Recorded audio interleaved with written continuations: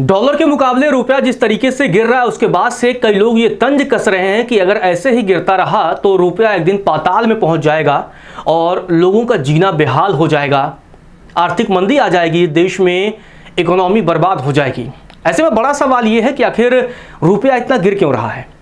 और जब भारत आज़ाद हुआ 1947 में, उसके बाद प्रधानमंत्री जवाहरलाल नेहरू बनते हैं, तो उसके समय डॉलर के मुकाबले रुपया कहाँ था। और नरेंद्र मोदी के समय क्योंकि 96 से ज़्यादा हो चुका है, $1 की कीमत 96 रुपये से ज़्यादा हो चुकी है। और कई इकोनॉमिस्ट हैं वो इस बात का अंदेशा जता रहे हैं कि आने वाले समय में रुपये की वैल्यू 150 तक पहुँच सकती है। और अगर ऐसा होगा तो इंडियन इकोनॉमी इस बात के पूरे आसार हैं कि बर्बाद हो जाएगी, तबाह हो जाएगी, और जो तमाम दावे हैं वो धरे के धरे रह जाएंगे।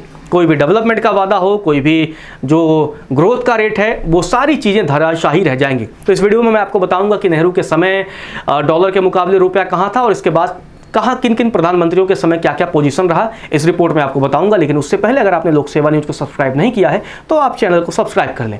अब बात करते हैं पंडित जवाहरलाल नेहरू की। पंडित जवाहरलाल नेहरू के समय अगर हम बात करें तो $1 की कीमत ₹3.30 से लेकर ₹4.76 के आसपास थी। इसके बाद से लाल बहादुर शास्त्री देश के प्रधानमंत्री बनते हैं।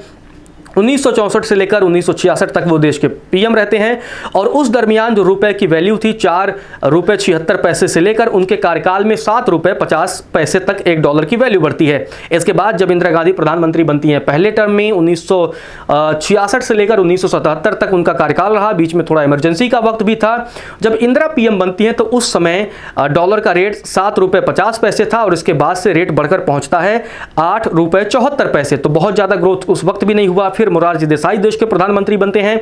1977 से 1979 वो देश के प्रधानमंत्री रहते हैं और ₹8.74 से वैल्यू गिरती है उनके समय ₹8.13, यानी उनके समय रुपया मजबूत हुआ था। इसके बाद से चौधरी चरण सिंह देश के प्रधानमंत्री बनते हैं। 1979 से लेकर 1980 तक वो पीएम रहते हैं और उस दरमियान भी रुपए में ज़्यादा गिरावट और नहीं देखने को मिलती है, ₹8.13 के आसपास ही रहता है। फिर 1980 में चुनाव होते हैं और इंदिरा गांधी देश की प्रधानमंत्री बन जाती हैं। 1980 से 84 तक वो देश की पीएम रहती हैं। उस दरमियान अगर हम बात करें तो फिर उनको जो रुपया मिलता है उस समय $1 की कीमत फिर होती है ₹7.86। फिर उनके कार्यकाल में बढ़कर ये पहुंच जाता है ₹11.36 के आसपास। फिर 1984 में देश के प्रधानमंत्री बनते हैं राजीव गांधी और 1989 तक वो पीएम रहे। तो उनके कार्यकाल में ₹11.36 से लेकर अगर हम बात करें तो उनके समय जो रुपए की वैल्यू थी $1 की वो ₹16.23 तक पहुंचती है। वीपी सिंह 1989 में पीएम बनते हैं, 1990 तक वो पीएम रहते हैं और उसके बाद से ₹16.23 से लेकर के ₹17.50 वैल्यू डॉलर की पहुंचती है। फिर 1990 से 91 चंद्रशेखर प्रधानमंत्री बनते हैं। उस समय ₹17.50 से लेकर ₹22.74 की वैल्यू हो जाती है। फिर पीवी नरसिम्हा राव बनते हैं। 1991 से लेकर 1996 तक वो प्रधानमंत्री होते हैं, कांग्रेस के बड़े कद्दावर नेता।